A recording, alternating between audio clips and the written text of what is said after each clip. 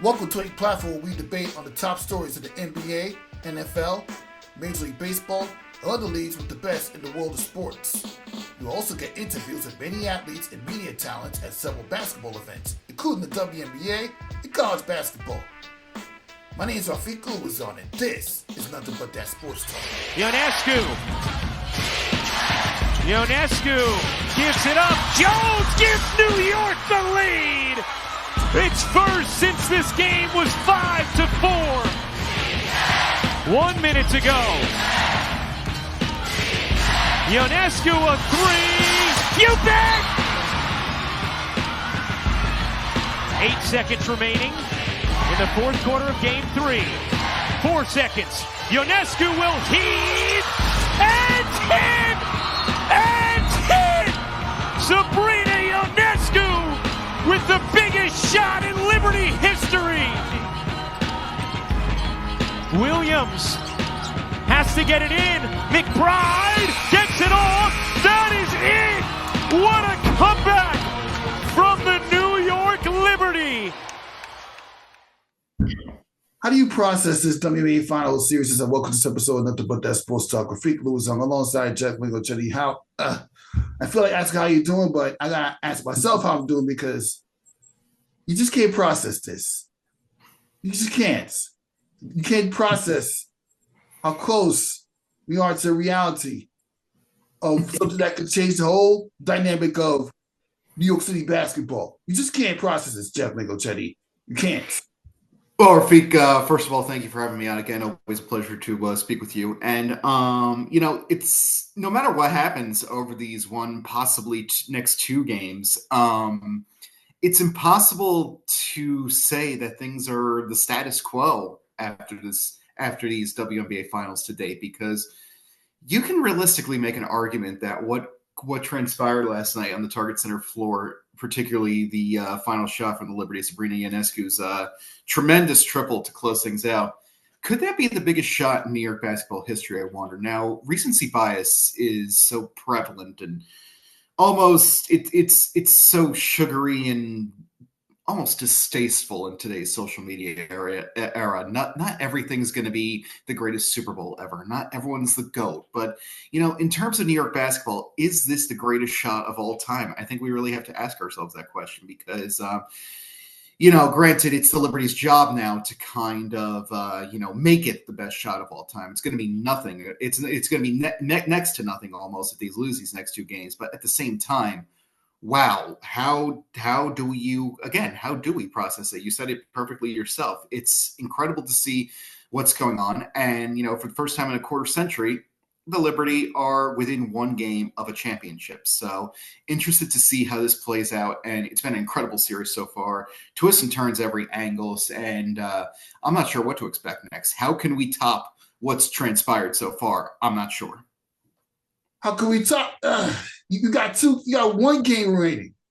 You have a chance to finish them off either tomorrow or in Game 5 at the Barclays Center. Now, the way the Liberty come together after being down by 15 points, Brian Stewart was carrying the load. It was good enough that Sabrina Ionescu hit a 3 to put the Liberty up by 4.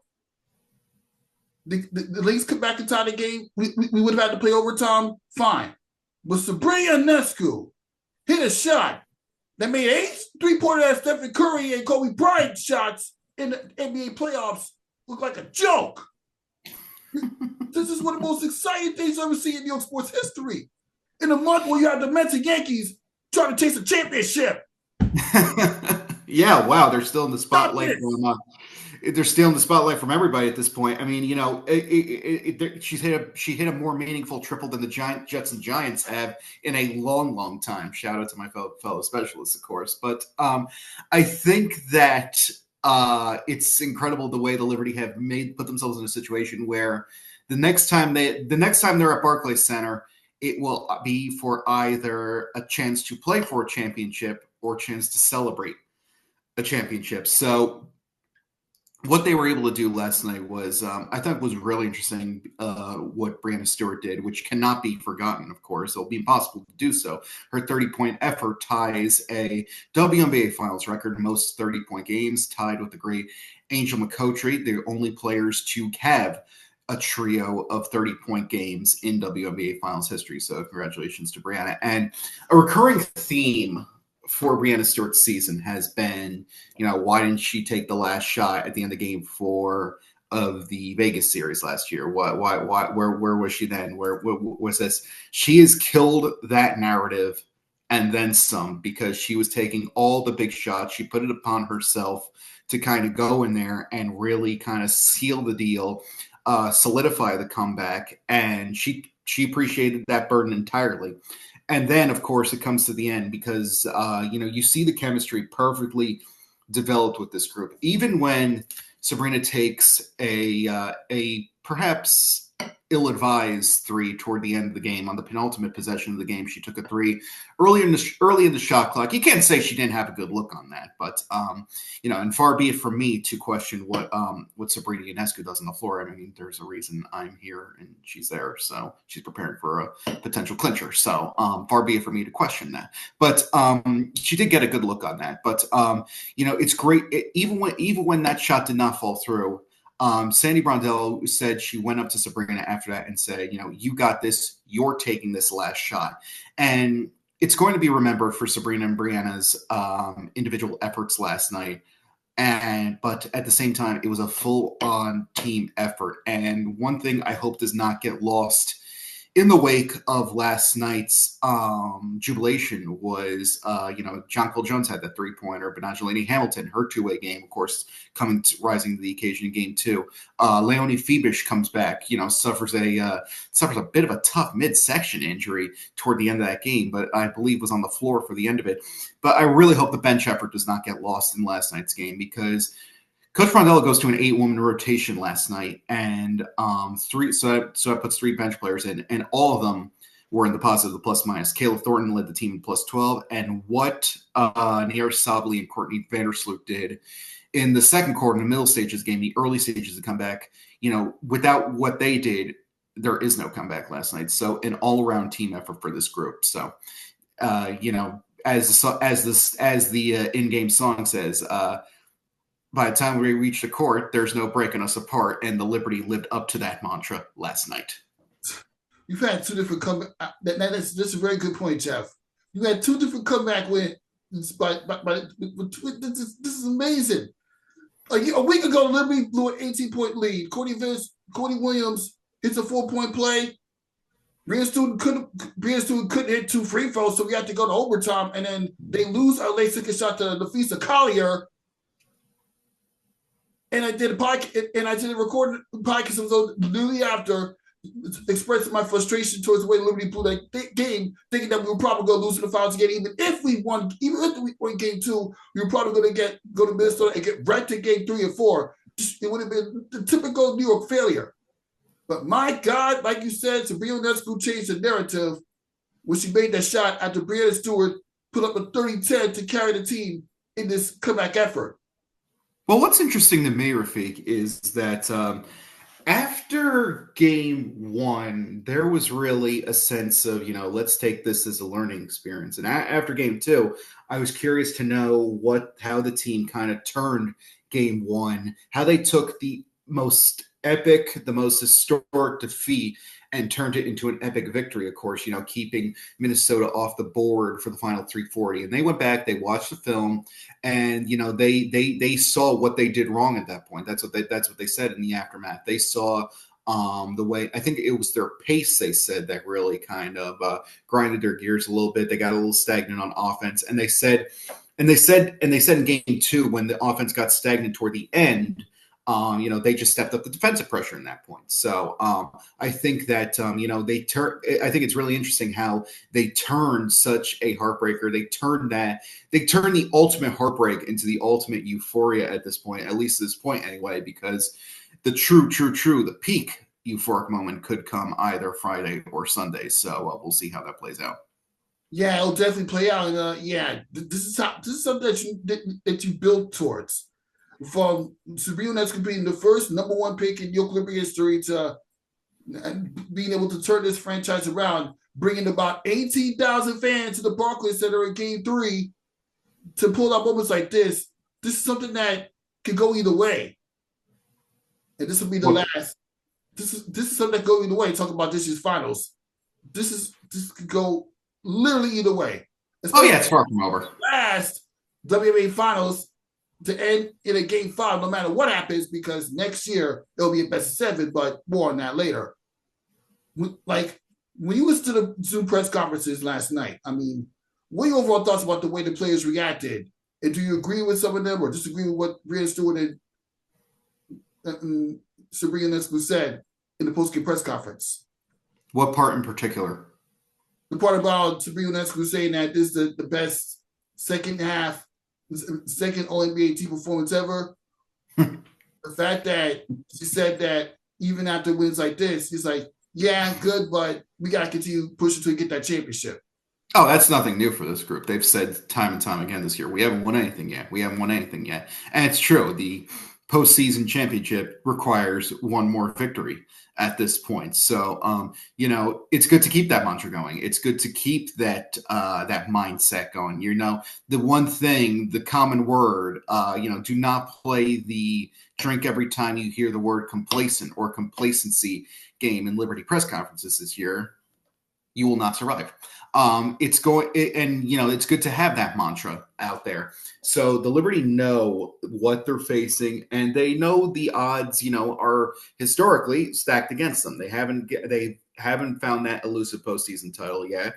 The greatest shot in team history to date, anyway, in Teresa Weatherspoon's half-court heave. The shot I personally have taken to calling last night's shot, the shot part 2. So would like Teresa Weatherspoon's permission, of course. Maybe I'll trademark that. Who knows? But I think that, when you look at that shot, of course, it always marred by the knowledge that the Liberty wound up losing that series to the defunct Houston Comets. So I think that, the Liberty know that it's in their hands. They know what to do, and they have the confidence. You look at the stats in this series.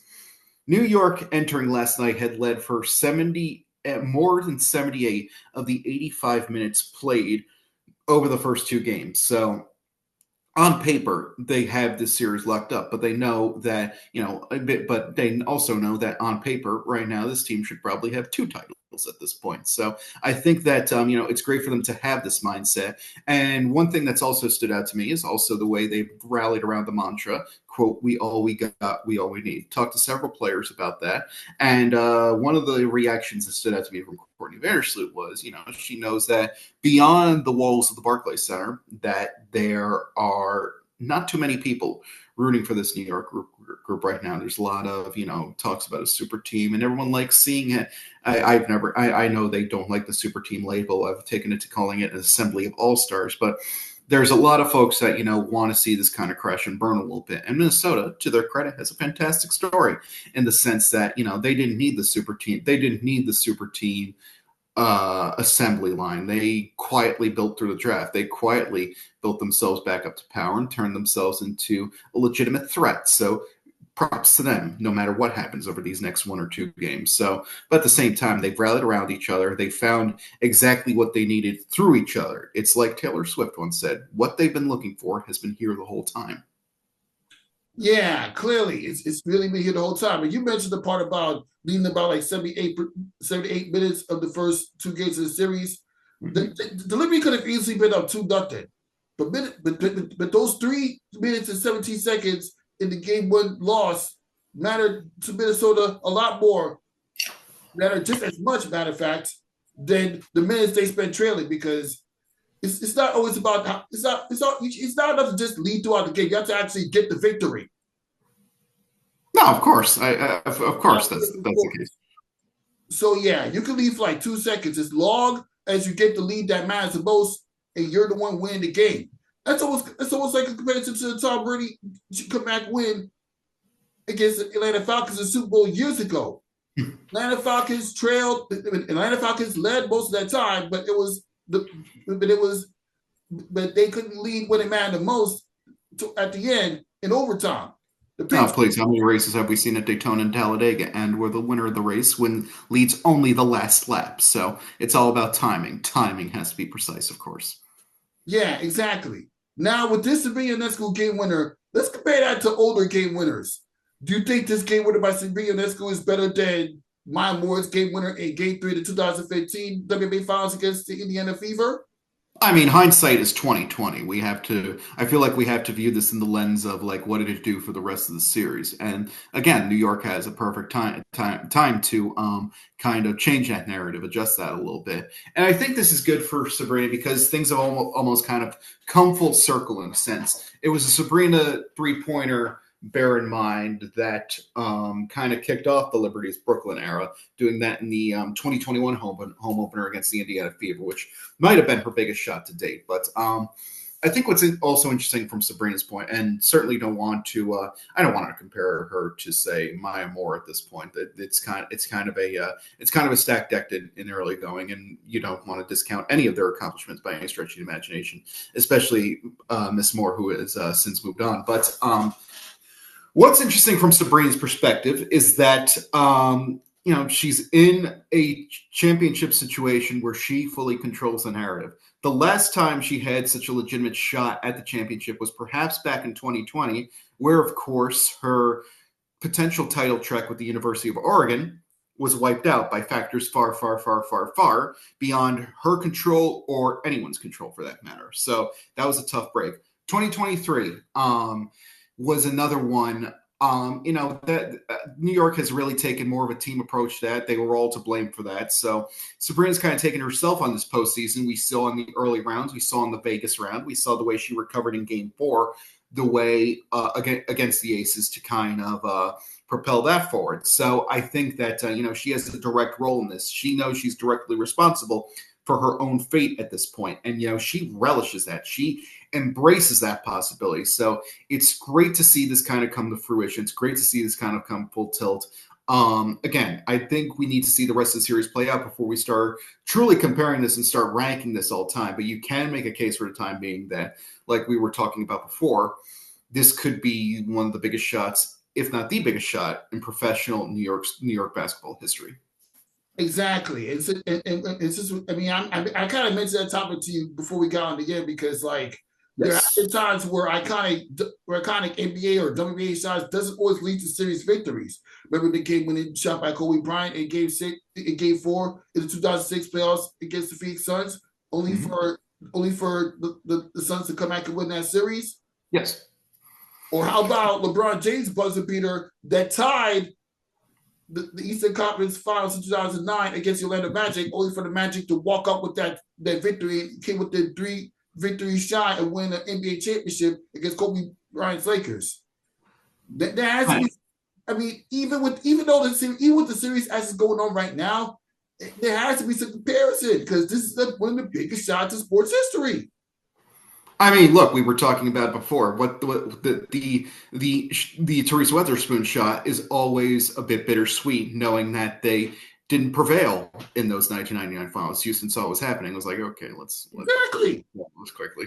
But I think that again, who knows what this could do for the rest of the organization? And it's gotten New York closer to a title than it's been in quite some time. The soccer teams in both New York and New Jersey, notwithstanding, but I know we're not exactly soccer people, but I think that's and NYCFC won an MLS Cup against Timber against Portland Timber like in 2021. Yeah, exactly. And the NWSL team, I believe, the FC team won like a year ago in soccer. So that's what I was saying. But I'm not a soccer guy, so don't quote me on that. But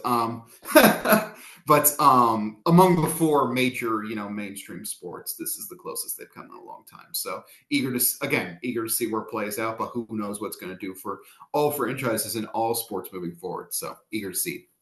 Yeah, we're very eager to see because it's because of moments like this. This has to be one of the best months in New York sports history because you got Liberty within a single victory away from a championship, and then you also have the New York Mets and Yankees playing the LCS for a shot at World Series Subway Series number 2 between the Mets and Yankees.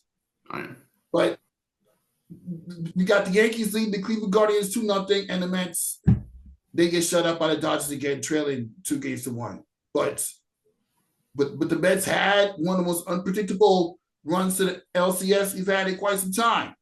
While the Yankees, they expected to get as far as they did, which leads us to a question. Which New York baseball team is going to win the World Series? Will it be the Mets or the Yankees? I know you want to get on your bias with the New York Yankees, but just speaking from a prediction standpoints.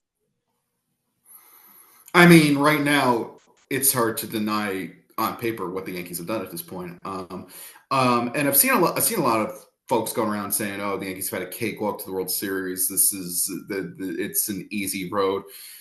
People forget the Yankees were extraordinarily mediocre against tough teams this year, and good teams know how to do the little things extraordinarily well. So it's great to see them kind of push themselves in this direction at this point. And look, it's just hard. It's hard to look at the Mets right now and watch them get shut out in 2 of the 3 games thus far. To watch Shohei Ohtani hit one to probably Uniondale. And it's hard to kind of get on that momentum right now, but at the same time, count the Mets out at your own risk as well. So, like, obviously, right now the Yankees have the better edge right now, but count the Mets out at your own risk because people have been counting that team out since April, and look where it's gotten them. So I know Grimace is the flavor of the month down there, but who knows? Maybe they could be like the Hamburglar and steal a win or two over these next few days. Yeah, exactly. And speaking with the New York Mets, they have one of the most unpredictable runs ever. After being 22-33, they had like a crazy come-from-mind win against the Atlanta Braves in the first game of a doubleheader. They barely avoided getting eliminated when Pete Alonso hit a 3-run blast to take out the Milwaukee Brewers in the NL wildcard, and then of course you had the 3 games to win 50 against the Philadelphia Phillies. I mean, it could have easily been a sweep, but they had literally the best NLDS series you ever seen. They literally a walk-off by Carl Ciatos just for the Phillies to get 1 win for the New York Mets before eventually losing at the end. But Francisco Lindor had one of the biggest home runs by New York Mets you'll see in quite some time. And for sure. They're facing the Dodgers, a team that they have not lost to in the postseason since 1988. Yeah, wow, it's been that long. Oh my God, wow. Look, LA has little room to talk. It's shocking to me they have not fallen rear end backwards into a full season World Series. Of course, they have that in 2020, but I think that's a conversation for another day. The 60-game World Series, neutral site World Series, the whole thing. That's a conversation for another day. I think that again, the Mets are so unpredictable. New heroes arise every night. I mean, this is a team that again, they were up 6-0 after Game 2, and it's going to be hard to fully discount them. And I won't do that until, LA has 4 wins. So again, I'm also super eager to see how one plays out. I have no doubt that series is going to go at least 6. So they will go back to LA. That's what I'll say at this point. Yeah, that's all you can say because, man, this is one year you can't count out the New York Mets. And the New York Yankees, again, they hand it shouldn't take you any longer than 5. It shouldn't take you longer than 6 cases to face out the Cleveland Guardians. It shouldn't, but the Yankees have had trouble doing these little things. They should have won the AL East by 10 games this year, but you look at their schedule. Oh, we dropped 2 of 3 to Washington. Oh, we dropped 1 of 3 to the Chicago White Sox. We dropped 2 or 3 in Boston. They lost the series to the Cincinnati Reds too. Oh yeah, God! How can I forget? I was there. I was there on Independence Day. They got swept by the Reds, and my God, yeah, there were several series where it's like, okay, how do you play? They play up or down to their competition, and you see signs of that in this series because. How many runners are you going to leave on base before it comes back to bite you in the rear end? It nearly did against Kansas City, and it has it several times in the Cleveland series. But I think what's interesting is the way they've done so many things just right. Good teams, of course, dominant teams, will do everything right, extraordinarily well. But they've done so many little things just right. They've done everything just right. I mean, the bullpen, credit where it's due, has looked phenomenal. Clay Holmes looks like Mariano Rivera when he's not pitching in the 9th, when he's not closing games out. Luke Weaver, hey, we finally have a closer. What took so long? It's only taken a couple decades, right? A kid, of course, no. But Tim Hill also came up big in Game 2 when Garrett Cole was struggling. Garrett Cole has not had a good postseason, but at the same time, the bullpen has kind of come in and really weathered the storm a little bit. So I think that there's so many categories performing in a satisfactory fashion right now for the Yankees, that it's all clicking at the right time. As Kronk said in the Ember's new group, oh yeah, it's all coming together. Yeah, it's really coming together for the Yankees. Yes. And even when Aaron Judge is not hitting the home run up until, of course, Game 2 of the win, a few nights ago, the rest of the players stepped up to the plate. Aaron Judge was doing literally nothing. He was doing literally nothing in the series when against Kansas City Royals, but the other players stepped up in big time on the plates. And Giancarlo Stanton has been a godsend. Stanton's Yankee career. Look, all they have to do is win this one, and the booze will vanish for at least a while, because they are taking care of business at this point. You want to say it's been an easier road for the Yankees to the World Series than the Mets? That's fine. I can tolerate that. Although, the Mets did have, 9 months or whatever, or 7 to 8 months to kind of get that started. So it's kind of their own fault, but that's another conversation entirely. But again, the Yankees are a team that's notorious, the modern Yankees anyway, are a team that is notorious for playing up or down to their competition. And the way that, again, so many categories have performed in an acceptable, satisfactory fashion has been serendipitous. And it's great to see them come together at this point. So eager to see where this plays out. I feel like they should sweep, but will they? That's another question. Again, up or down to the competition. But it's hard not to be confident in their chances at this point. The runners left on base notwithstanding. Yeah, they left too many runners on base, and even the wins should have been a whole lot better. And that one loss against the Royals in Game 2, that kind of shows you that they had to grow from that one. Even though they've been winning, the only difference is, can they keep it up in these next 2 games? In this next game against the Cleveland Guardians, and obviously, Tracy's the last topic. You being a Yankee fan, would you want to face the Los Angeles Dodgers led by? Oh, Rafi, don't ask me. I know it's hard, but come on now. I'm gonna tell you a story. From standpoints, you can't deny the possibilities. The Mets versus Yankees, you know what that could do.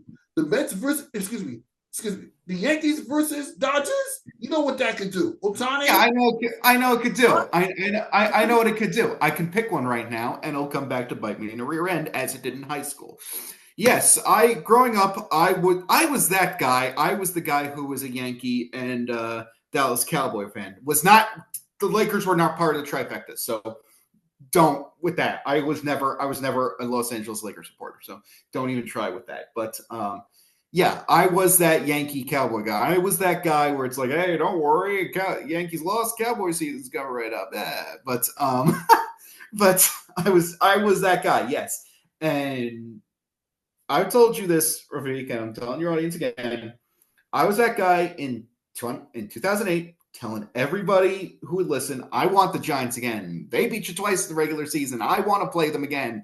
And we know what happened there. So I've never been a pick your poison type of guy. But you're a nice guy. I will try to answer the question. I think they match up better with LA, strictly speaking. And, we see that we saw that in the regular season series. I think they took 2 of 3 from the Dodgers, I believe. I could be wrong about that, but I think they match up better. But because again, they dropped all 4 games to the Mets this season, and I know the rosters are somewhat different. They're incredibly different, and I just don't want to go into that. I don't want to go into that series with the Mets because Queens is a group. The Mets are a group that is super dangerous because it has absolutely nothing to lose at this point. If the Mets lose to the Yankees, it's like, okay, fine. The Yankees got their 29th, and we're still playing second fiddle in the season in the city. At the same time, we'll always have fun. We'll always have Grimace. We'll always have Haley Welch. We'll always have we'll always have fun from a Mets perspective. But that makes them dangerous. They have nothing to lose. And, if they get that point, then it's like, oh, we have fun and we're the champions and we beat you to get there. So if given a choice, I'd rather face LA. Gun to my head, LA. Yankees have actually lost 2 out of 3 against the Dodgers. What was I thinking? Oh. In a playoff in the regular season series that went from June 7th to June 9th. Oh, they lost that one. Okay. What was I? Yeah, but it was in June, so they would have lost. January 7th, they lost in extra innings. Oh, right. I remember that. Sorry, I remember that game. Yes. June 7th, they lost 1 in extra innings. June 8th, they got smacked 11-3, but you did win 6-4 in the game on June 9th. So yeah, still, I think they match up better with the Mets swept up the Yankees both times at Citi Field and the Bronx. So yeah, I mean, this could end either way. Like I said, this has potential to be one of the best months in New York sports history. Oh, it should be a lot of fun. Should be very fun or very heartbreaking. Then again, June was supposed to be one of the best months in New York sports history. Looking at that right now. Ooh, yeah, you got interesting points. So, okay. I'm jaded, of course. We were supposed to be hosting Stanley Cup final games and NBA final games simultaneously. With the Rangers. With the New York Rangers, because they got taken out by the Florida Panthers. Yeah. Well, thanks for that reminder. But I mean, Rangers are 2-1 so far, so let's keep those good vibes going. So yeah, let's keep it going, because no matter what happens, there can only be 2 champions in major professional sports in the month of October. I mean, obviously you have the equilibrium in baseball. Either the Yankees or the Mets will win, no matter how it comes up in the end. Yes, of course. And now, on to your team that isn't really having that great of a month of October, and that's the New York Jets. They traded for Devontae Adams. So what's your take on that? My take on that is, can he tackle? Can he play coverage? I get what they're doing. I get what's going on, but I will give the Jets credit in 2 areas. Number 1, firing Robert Saleh was a necessary evil. You can argue it wasn't his point, but it wasn't fully his fault. But at the same time, he had 3 or 4 years to get this right. So it's like, if not now, when? And there were winnable games on this schedule. You should not to lose a game 10-9 in the modern NFL these days. You can't even be mad. That's amazing. It takes you almost have to go out of your way to do that. So credit to them in the most macabre way possible.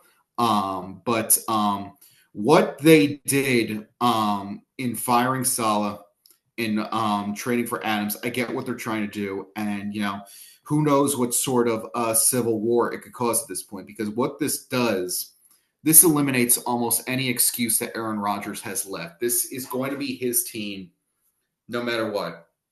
We got you your guy. You've been begging us for years for this.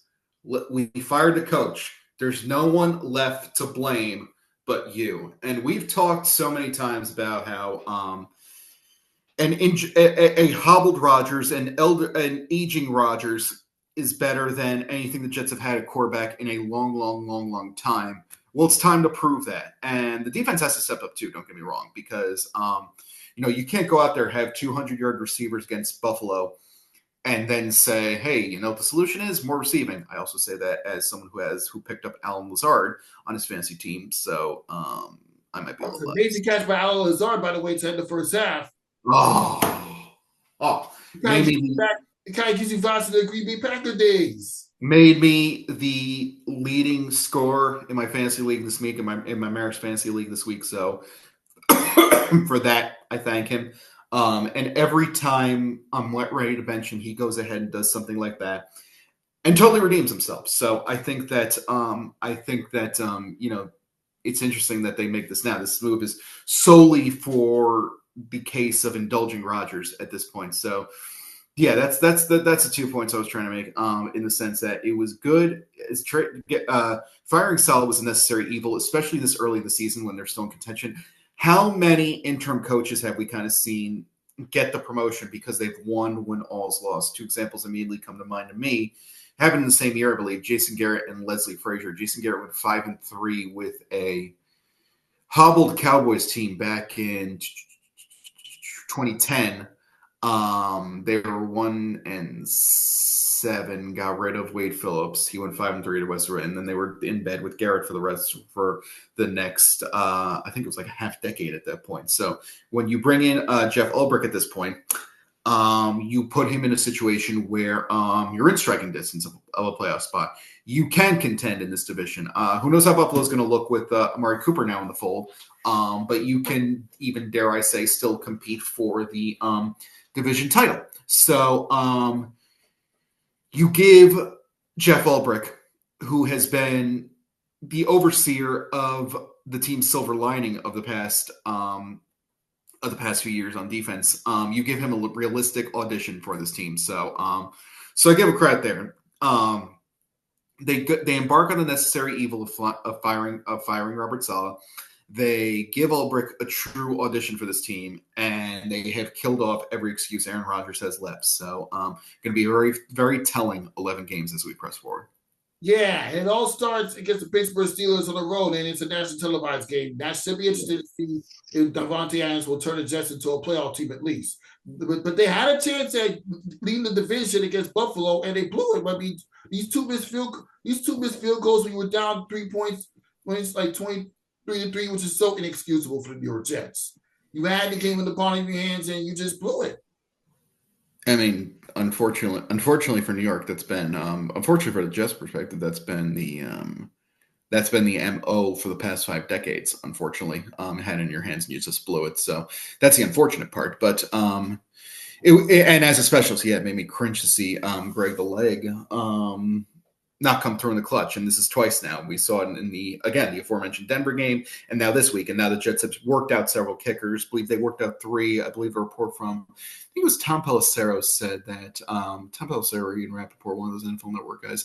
I know 2 of the names were Riley Patterson and Cade York. I'm not sure who the third name was, but they are looking into that issue at this point. So, and I'm not sure what to expect out of Davante Adams against the Steelers in the Sunday night game, but it's unfortunate that the Jets have pressed themselves into a must-win situation out there. You're facing a Steeler team that's destined to make a change of quarterback, going back to Russell Wilson from Justin Fields. Oh, excuse me, from Justin Fields to Russell Wilson. So because if you lose that one, you're 2-5. So you have that's a must-win all of a sudden for you. And again, it's your own fault. So let's see how the Jets respond. And let's see how Aaron Rodgers in particular responds, because again, every excuse he has been killed off. Yeah, he's been killed off at this point. And we have no excuse. You have no excuse not to win for at least the majority of the next 2 games. You have to get this win against the Pittsburgh Steelers. It's a big one after Davante Adams came to your team. I mean, seriously, there's always some issues going on with the New York Jets. They haven't been to the playoffs since 2010, a very long time. Love the WBA Cup, by the way. Oh, but it was the media gift for the finals. So shout out to the W. You guys do good work over there. Shout out Ron Howard. Shout out Josephine Mazina. They're great people over there. So keep up the good work. Yeah, I think. Yeah, sorry I didn't get to go to the finals this time, but it's all good. Oh yeah. Oh, you do good work anyway. Don't worry about it. I think that again, it is a must-win for him because you don't want to be 2-5 at this time of year. Of course, your saving grace is that extra playoff spot, but this team is packed with enough talent to win the division. So, and I'm still not a believer in Buffalo. I'm sorry. I've kind of had it with the Bills at this point. I really have had it with the Bills at this point because as someone who again, I grew up a big Dallas Cowboys apologist. How come the Bills? I know the Bills have made an AFC title game appearance or two, but the Bills avoid so much scrutiny because they're small market, they're fun, but at some point, that I don't know what the saying is. The chickens come home to roost or something like that. At some point, you got to call it what it is. It's disappointing they haven't gotten to this point already. So let's see what happens. Should be a fun Sunday nighter. And hey, all the more reason the Liberty should wrap it up on Friday, right? Imagine watching a Game 5 of New York Liberty, and then the possibility of the Yankees in Cleveland Guardians series dragging out to a Game 5 or 6, which would be Sunday, I believe. So yeah. Right yikes! Wow. Yeah. Oh boy. It's going to be very interesting between that and the Jets playing a big game against the Pittsburgh Steelers. So yeah. I mean, it's simultaneously incredible and simultaneously horrifying for the city at this point. So, and like I keep saying, I'm eager to see where it leads. Yeah, hopefully it leads to one championship before the end of this month in major professional sports. So yeah, at least. And now up this episode of the Put That Sports. So thank you for stopping by, Geoff Magliocchetti, as we continue to process the type of month we've seen in New York sports, in basketball and baseball. It's a process that we're gonna witness for a long time as journalists in our fields.